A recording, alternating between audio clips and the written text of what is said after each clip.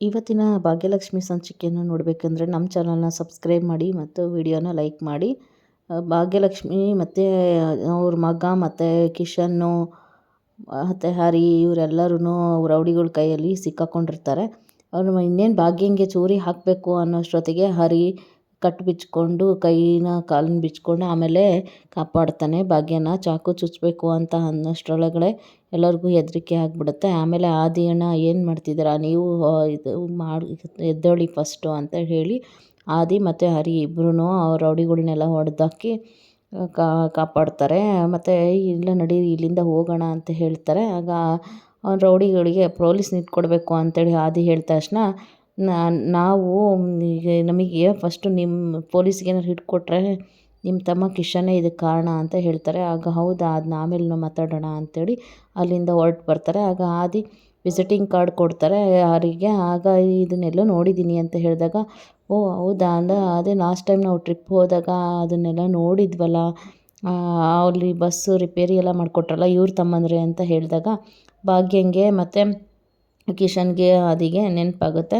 ಆಯಿತು, ನಿಮ್ಮಿಂದ ಸಹಾಯ ಪಡಿತಾನೇ ಇದ್ದೀವಿ, ನಮ್ಮಿಂದ ಏನಾದರೂ ಹೆಲ್ಪ್ ಬೇಕು ಅಂತ ಹೇಳಿದ್ರೆ ನಮ್ಮ ಹತ್ರ ಸಂಕೋಚ ಇಲ್ಲದೆ ಮಾಡಿಕೊಡ್ತೀವಿ ಅಂತೇಳಿ ಹೇಳ್ತಾರೆ.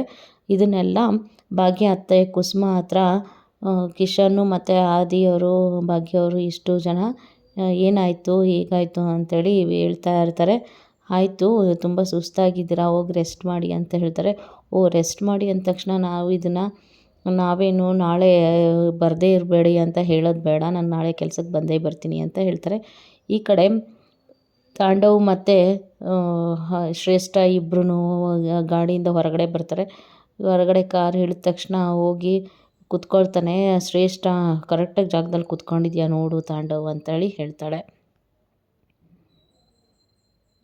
ಹಾಗೆ ನಿನಗೆ ಕರೆಕ್ಟಾಗಿರೋ ಜಾಗನೇ ತಂದು ಸೇರಿಸಿದಾಳೆ ಅಂತೇಳಿ ಹೇಳ್ತಾಳೆ.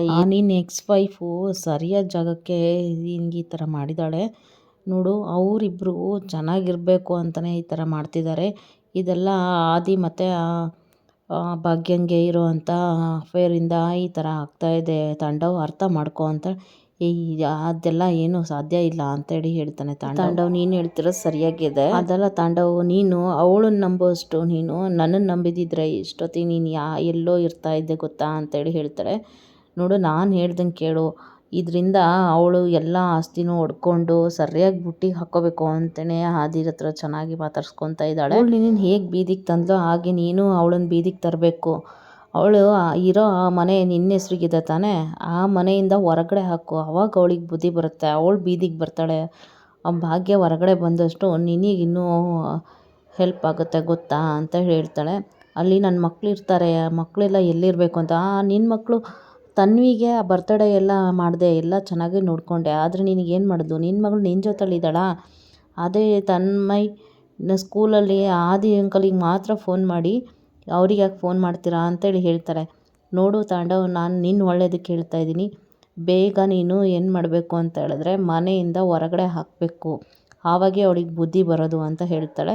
ಹೀಗೆ ಶ್ರೇಷ್ಠ ತಾಂಡವ್ ತಲೆ ಕೆಡಿಸ್ತಾಳೆ. ತಾಂಡವ್, ನನಗೂ ಸ್ವಲ್ಪ ಟೈಮ್ ಬೇಕು, ನೋಡೋಣ, ಇನ್ನೂ ಸ್ವಲ್ಪ ದಿನ ಆದಮೇಲೆ ನಾನು ಯೋಚನೆ ಮಾಡಿ ಹೇಳ್ತೀನಿ ಅಂತೇಳಿ ಹೇಳ್ತಾರೆ. ಈಗ ಅಲ್ಲಿಂದ ಮನೆಗೆ ಹೋಗ್ತಾರೆ. ಈ ಕಡೆ ಆದಿಯವ್ರ ಮನೇಲಿ ಆದಿಗೆ ತುಂಬ ಪೇಯ್ನ್ ಆಗ್ತಾ ಇರುತ್ತೆ ಅಂತಂದು ಆಯಿಂಟ್ಮೆಂಟು ಎಲ್ಲ ಹಚ್ಕೋತಾ ಇರ್ತಾನೆ. ಆಗ ಕಿಶನ್ ಬಂದುಬಿಟ್ಟು, ಅಣ್ಣ ನಾನು ಹೆಲ್ಪ್ ಮಾಡಲಾ ಹಚ್ಲಾ ಅಂತ ಕೇಳ್ತಾನೆ. ಆಗ ಏನೂ ಬೇಕಾಗಿಲ್ಲ ಅಂತ ಹೇಳ್ತಾನೆ. ಕಿಶನ್ಗೂ ಆದಿಗೂ ಮತ್ತೆ ಮಾತಾಗುತ್ತೆ. ನೀನು ಈ ಥರ ಕೆಲಸ ಮಾಡ್ತೀಯ ಅಂತ ನಾನು ಅಂದ್ಕೊಂಡಿರಲಿಲ್ಲ ಅಣ್ಣ, ಅದು ಬೆಟ್ಟಿಂಗ್ ಮಜಕ್ಕೋಸ್ಕರ ಅಷ್ಟೇ ಮಾಡಿದೆ ಅಣ್ಣ, ಈ ಥರ ಆಗುತ್ತೆ ಅಂತ ನನಗೆ ಗೊತ್ತಿರಲಿಲ್ಲ ಅಂತ ಹೇಳ್ತಾನೆ.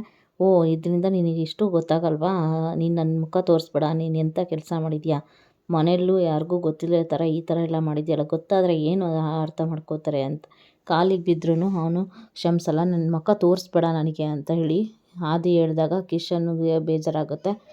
ಆಮೇಲೆ ಅಳ್ತಾ ಇರಬೇಕಾದ್ರೆ ಆದಿ ಸಮಾಧಾನ ಮಾಡಿ, ನೋಡು ನೀನು ಈ ಥರ ಅಂದಿದ್ದಕ್ಕೆ ನಾನು ಅಂದಿದ್ದಕ್ಕೆ ನಿಂಗೆ ಬೇಜಾರಾಯ್ತಲ್ಲ, ನೀನು ಇದು ಮಾಡಿದ್ದಕ್ಕೆ ನನಗೆ ಬೇಜಾರಾಗಲ್ವಾ, ಇದು ಪೂಜಂಗೆಲ್ಲ ಗೊತ್ತಾದರೆ ಏನು ಅಂತ ಅಂದ್ಕೋಬೇಕು, ಪೂಜಂಗೆ ಚೆನ್ನಾಗಿ ನೋಡ್ಕೊತೀವಿ ಅಂತ ಮಾತು ಕೊಟ್ಟಿದ್ದೀವಿ, ಅವಳಿಗೆ ಮೊದಲು ವಿಷಯ ಮುಟ್ಟಿಸು ಅಂತ ಹೇಳ್ತಾಳೆ.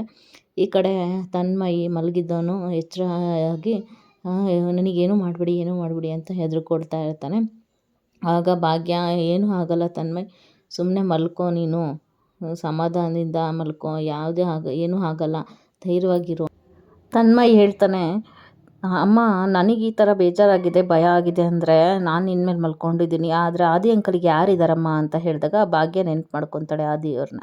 ಆದಿ ಅಂಕಲ್ ಯಾರ ಹತ್ರ ಹೇಳ್ಕೊತಾರೆ, ಅವ್ರಿಗೆ ಯಾರು ಈ ಥರ ಸಮಾಧಾನ ಮಾಡ್ತಾರಮ್ಮ ಅಂತ ಹೇಳಿದಾಗ ಭಾಗ್ಯ ಆವತ್ತ ಇಂಥ ಹಿಂದಿನ ಘಟನೆಯನ್ನು ನೆನೆಸ್ಕೋತಾಳೆ. ಇದು ಇವತ್ತಿನ ಭಾಗ್ಯಲಕ್ಷ್ಮಿ ಸಂಚಿಕೆ.